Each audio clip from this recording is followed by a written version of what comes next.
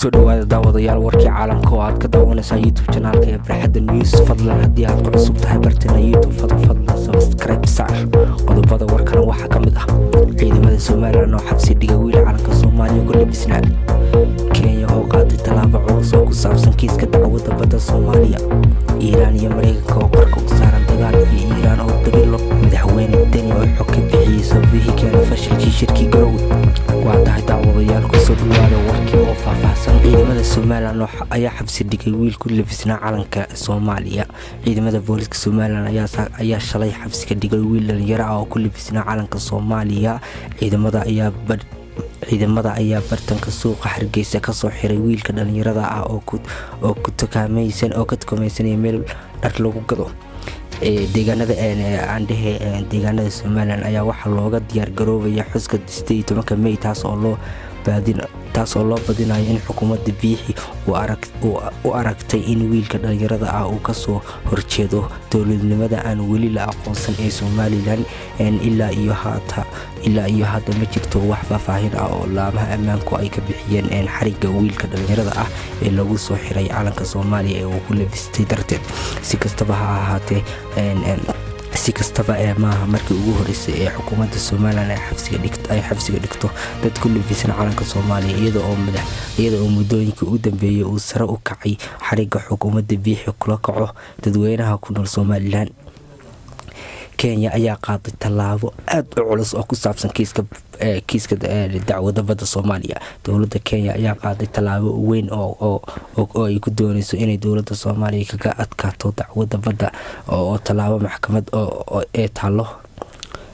dowladda Kenya ayaa qaaday tallaabo weyn oo ay ku doonayso inay dowladda Soomaaliya kaga adkaato dacwadda badda oo taala maxkamadda adduunka.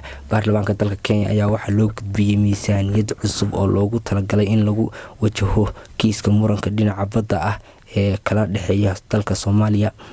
wasaaradda maaliyadda Kenya ayaa toddobaadkii Kenya ayaa qaaday tallaabo aad u culus oo ku saabsan kiiska dacwadda badda Soomaaliya.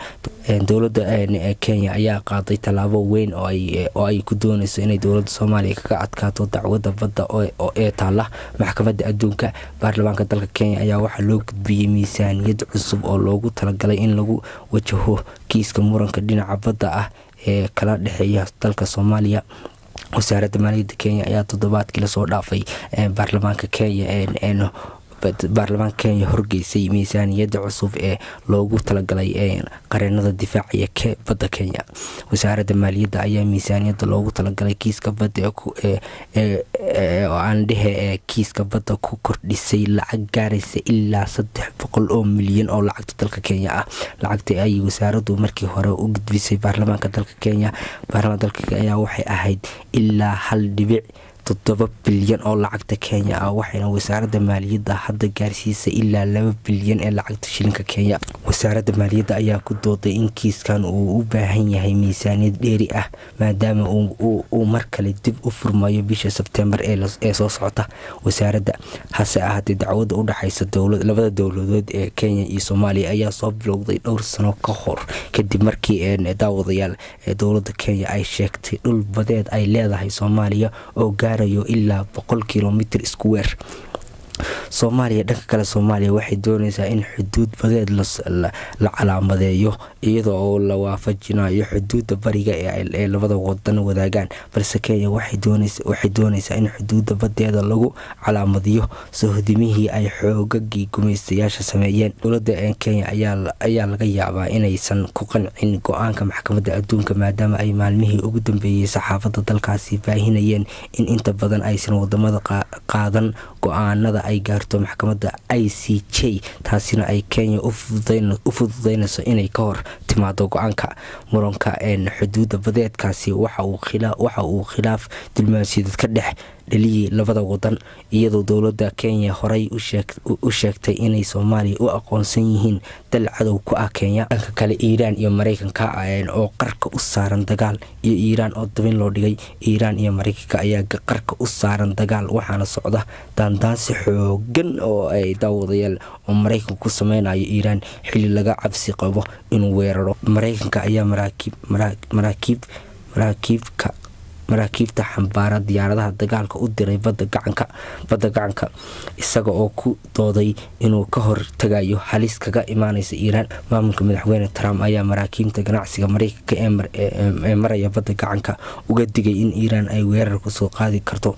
Wargeysa Washington Post ayaa qoray in la taliyaha amniga qaranka Maraykanka John Bolton oo ah xag jirka nacib islaamka uu Iiraan u dhigayo dibin daandaasi isla markaana la doonayo inay xabadda bilowdo si weerar loogu qaado. Dhinaca kale Iiraan ayaa sheegtay in hal gantaal oo kaliya uu ka adag yahay markab dagaal oo Maraykanka uu geeyay badda gacanka oo haddii ay ku dhuftaan dhulka ay la sami karaan. Markabkan oo lagu magacaabo Abraham Lincoln looguna talagalay inuu lagu cabsiiyo Iiraan ayaa waxa uu madaxweyne Trump u diray bariga dhexe wuxuuna dhawaan ka gudbay marinka Suez ee loogu digo Iiraan. Hase ahaatee lama yaqaan sababta Maraykanku ay u abuurayaan halis aan jirin. Hase yeeshee waxaa la rumaysan yahay in gadaal ka riixayaan Israa'iil iyo Saudi Arabia, halka John Bolton oo ah in muddo u ololeynayay in la weeraro Iiraan uu hadda yahay la taliyaha amniga qaranka. Xaaladda ayaa aad u kacsan waxaana la saadaalin karin sida wax noqon karaan. Hase ahaatee Donald Trump ayaa waxa uu yahay madaxweyne fudud oo wax kasta ay markaaba ay ka suurtoobay karaan. Dhinaca kale aan u gudubno dhinaca Soomaaliya, madaxweyne Dani oo xog ka bixiyay sababihii keenay fashilkii shirki Garowe. Madaxweynaha dowladda Puntland Siciid Maxamed Cabdullaahi Dani ayaa ka warbixiyay shirki iskaashiga dowlad goboleedyada iyo dowladda federaalka Soomaaliya ee xubnaha ka ah. Siciid Dani oo hadlay ayaa sheegay qodobada ugu xasaasina shirki wuxuu ahaa in loo baahday in la helo golo siyaasadeed oo ay rabeen dowladaha xubnaha ka dowladda federaalka surta. Runtiina madaxweyne Farmaajo uu qiray arinta in dastuurka ogol yahay.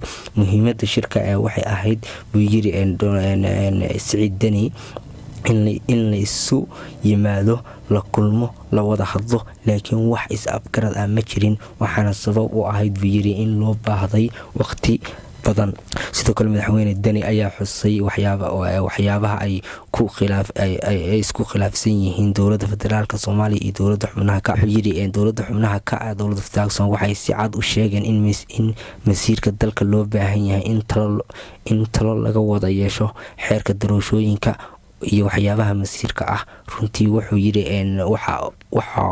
wuxuu ahaa wax aan la socon oo la rabay buu yiri in heshiiska la gaaro. Waxay ahayd doodaha shirka. Madaxweyne Siciid Dani oo hadalkiisa wata ayaa wuxuu yiraahday dowladda federaalka Soomaaliya iyo dowladaha xubnaha ka dowladda federaalka Soomaaliya waa kuwa ay leeyihiin shacabka Soomaaliyeed. Waa in ay ka shaqeeyaan midnimada ummadda Soomaaliyeed. Waa in la wada hadlo haddii xataa la kala aragti duwan yahay waxyaabaha la isku afgaran waayo in dib loo dhigo. Dhinaca kale madaxweynaha Puntland ayaa ka hadlay sababta ay Puntland iskaashi ula yeelatay maamulada Hirshabelle iyo Koonfur Galbeed.